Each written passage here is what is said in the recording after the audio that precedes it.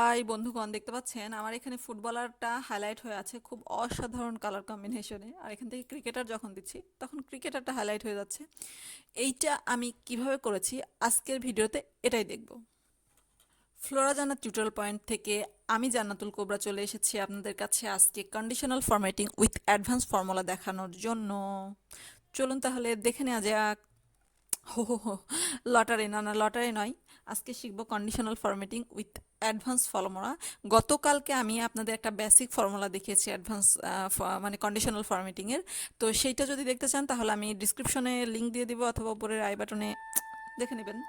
চলে আসলাম আমার এক্সেল শিটে এবং একটু আগে যেটা বলছিলাম কন্ডিশনাল ফরম্যাটিংয়ের আমরা আজকে নতুন এবং অ্যাডভান্স লেভেলের একটা ফর্মুলা দেখবো। এখানে দেখতে পাচ্ছেন আমি প্লেয়ারের নাম লিখে রেখেছি, কিছু ফুটবলার এবং কিছু ক্রিকেটার, এবং এগুলো আমাদের সবারই ফেভারিট। কিন্তু লিওনেল মেসি, সরি আমার নামটা উচ্চারণ করতে একটু সমস্যা হচ্ছে, ধরে আবার মারিয়েন না আমারে। মেসির ফ্যানরা বহুত ফ্যান, আমি নিজেও মেসির বহুত বড় ফ্যান। যাই হোক, তো পেলে এবং হচ্ছে সাকিব আল হাসান আমাদের ক্রিকেটার, এবং আরও আদার্স, নেইমার, এগুলো সবার নাম আমি এখানে লিখে রেখেছি, কিছু কিছু যেগুলো আমাদের ভালো লাগে, ভালো লাগার প্লেয়ার আর কি। তো এনাদের নামগুলো আমি লিখেছি। এখন এখন আমি আপনাদের যেটা বলবো যে এখানে আমি কন্ডিশনাল ফরম্যাটিংটা কিভাবে ইউজ করি সেটা আমরা দেখবো। এই জন্য আমাদের প্রথমে কি দরকার, একটা লিস্ট দরকার যেটা আমরা চেঞ্জ করব যেখানে, তাই না?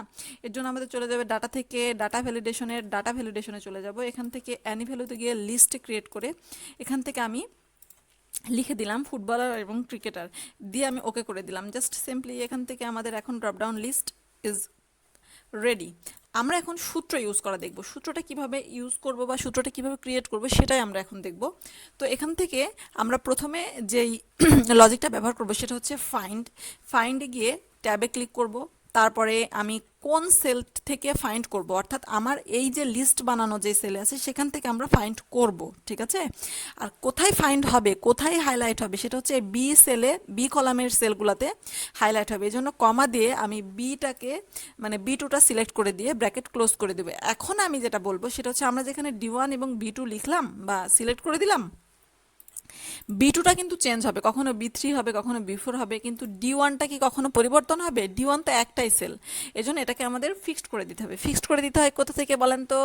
কিবোর্ড থেকে F4 প্রেস করলে এটা ফিক্সড হয়ে যাবে। ইন্টার প্রেস করবেন, দেখতে পাচ্ছেন এখানে 6 আসতেছে।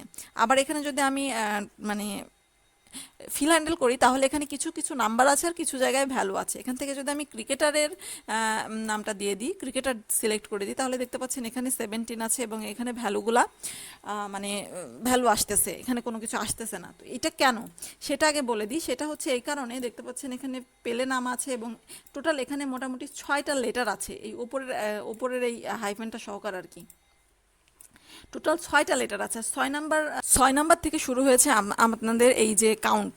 তো এই 6 নাম্বার পজিশন থেকে যে শুরু হয়েছে, এখানে আসলে পজিশন অফ নাম্বারটাই শো করতেছে এখানে।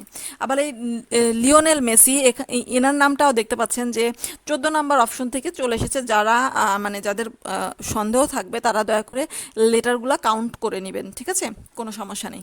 এরপরে আমরা চলে যাব দ্বিতীয় নাম্বার সূত্রে। দ্বিতীয় নাম্বার সূত্র ব্যবহার করব হচ্ছে ইজ নাম্বার। ইজ নাম্বারটা ব্যবহার করবে হচ্ছে সত্য এবং মিথ্যাকে মানে হাইলাইট করার জন্য। তো এইটা কি করবে, প্রথমে এই ডি1টা, মানে ডি1 না সরি, এই সিলেক্ট করা যে নাম্বারটা, এই সি2তে আমি যখন সিলেক্ট করে যদি ব্র্যাকেট ক্লোজ করে দিই ইজ নাম্বার, মানে কোনটাতে নাম্বার আছে, ঠিক আছে? যদি মানে ইন্টারপ্রেস করে দেখতে পাচ্ছেন এটা ট্রু আসলো। আর যদি এখান থেকে মানে ড্র্যাগ অ্যান্ড ড্রপ করি তাহলে দেখতে পাচ্ছেন যেটাতে নাম্বার নাই সেটা ফলস দেখাচ্ছে, যেটাতে নাম্বার আছে সেটা কি দেখাচ্ছে? ট্রু দেখাচ্ছে। এখন এখান থেকে যদি আমি ক্রিকেটার করে দিই, দেখতে পাচ্ছেন এই যে ট্রুও চেঞ্জ হয়ে গেল, নাম্বারও চেঞ্জ হয়ে গেল, সব চেঞ্জ। এখন কথা হচ্ছে এখনও তো আমরা হাইলাইট করতে পারলাম না। এখন হাইলাইট করার জন্য যে সূত্রটা ব্যবহার করব সেটা হচ্ছে এই ফাইন্ড এবং ইজ নাম্বারের কম্বাইন করে একটা সূত্র ব্যবহার করব। সেটাই আমরা এখন এখানে ক্রিয়েট করি। চলেন, ক্রিয়েট করার জন্য প্রথমে আমি ব্যবহার করব ইজ নাম্বার, অর্থাৎ আমাকে প্রথমে ট্রু ফলসের কন্ডিশনটা নিয়ে আসতে হবে, যে সত্য হলে আমাকে আপনারা হাইলাইট করবেন, আর যদি সত্য না হয় তাহলে হচ্ছে হাইলাইট করার দরকার নাই। এরপরে চলে যাব ফাইন্ডে। সত্য হলে কি ফাইন্ড করব? ফাইন্ড করব হচ্ছে এই যে ফুটবলার নামটা, ঠিক আছে, যেটা আমাদের এখানে আমরা এখন সিলেক্ট করে দেব। সেটা দেখেন ফুটবলার নামটা এবং ক্রিকেটার নামটা, অর্থাৎ এই লজিক আর এই লজিকের সূত্রতে আমাদের কি দিয়েছিলাম, আমরা এই সেলটাকে কিন্তু সিলেক্ট করে দিব। সেইটাই আমরা সিলেক্ট করব এখন। তো আমরা প্রথমে যে এই ফাইন্ডের জন্য সূত্রটা ব্যবহার করেছিলাম জাস্ট ডি1, এটাকে আমরা ফিক্সড করে দিলাম F4 প্রেস করে, কমা দিয়ে আমরা B2টা সিলেক্ট করে দিলাম। ঠিক আছে, সিলেক্ট করে দিয়ে এখান থেকে আমরা ব্র্যাকেট ক্লোজ করে দিলাম। ব্র্যাকেট ক্লোজ করব কয়টা বলেন তো? অবশ্যই দুইটা, কারণ ইজ নাম্বার এবং ফাইন্ড দুইটা লজিক ব্যবহার করেছি। দুইটা ব্র্যাকেট ক্লোজ করে দিয়ে ইন্টার করে দিলাম। এখন দেখতে পাচ্ছেন এখানে ফলস। আমরা আবার এখানে যদি ড্র্যাগ অ্যান্ড ড্রপ করে দিই তাহলে এখানে কি হলো, এই যে এগুলো ট্রু আর বাকিগুলো ফলস। আবার এখান থেকে এটা ট্রু। এখন আমাদের যেটা কাজ, কন্ডিশনাল ফরম্যাটিং ব্যবহার করার জন্য এই যে লজিক, এই লজিকটাকে আমি কপি করে নিলাম। ঠিক আছে, কপি করে নিয়ে এখন চলে যাব হচ্ছে এই সেলটা, এই কলামটাকে আমার কোনটার উপরে কন্ডিশনাল ফরম্যাটিং ব্যবহার করব, অবশ্যই এই 20 কলামের উপরে। তো এইটাকে আমি সিলেক্ট করে নিলাম। সিলেক্ট, যদি ভুলে যান সিলেক্ট করতে তাহলে আমার মতো ডাবল ভিডিও বানাইতে হবে, কারণ আমি আসলে এটা একটু আগে ক্রিয়েট করেছি, এটা ভুলে গেছিলাম। তো যাই হোক, এখান থেকে হোমে চলে গেলাম। হোম থেকে গিয়ে কন্ডিশনাল ফরম্যাটিংয়ে গিয়ে নিউ রুলসে চলে গেলাম। এরপরে লাস্টের যেই আমাদের ফরম্যাট ব্যবহার করব, লাস্ট নাম্বারে যাওয়ার পর এখানে ওই ফরম্যাটটা মানে সূত্রটাকে, ফর্মুলাটাকে এখানে পেস্ট করে দিব। এই কপি হয়নি দেখেন, কন্ট্রোল C দিয়ে কপি করব, অথবা এখান থেকে কপি করে নিলাম। যাই হোক, কপি করে নেওয়ার পরে এখান থেকে কন্ডিশনাল ফরম্যাটিংয়ে গিয়ে নিউ রুলসে চলে গেলাম। এখানে এসে আমাদের কন্ডিশনাল ফরম্যাটিংয়ের ফর্মুলাটা পেস্ট করে দিব। দেওয়ার পরে ফরম্যাটে যাওয়ার পরে, ফরম্যাটে গেলে যে নতুন অপশন চলে আসলো ফিল, এখান থেকে আমরা ইয়েলো কালার সিলেক্ট করে দিলে ইয়েলো আসবে। তো আমি একটু আজকে গ্রেডিয়েন্ট ব্যবহার করে দেখাই আপনাদের। গ্রেডিয়েন্টে এখানে ইয়েলো গিয়ে এখান থেকে আবার ইয়েলোটাই সিলেক্ট করে দিলাম, যেটা একটু করেছি আর কি। তো এইটাই ওকে করে দিলাম। মজা মজা মনে হয় হবে না, কারণ আমার এখানে এই যে সিলেক্ট করতে ভুলে গেছে, আবার দেখছেন বারবার ডাবল কাজ করা লাগতেছে। তো এটা আমি কন্ডিশনাল ফরম্যাটিং তুলে দিলাম।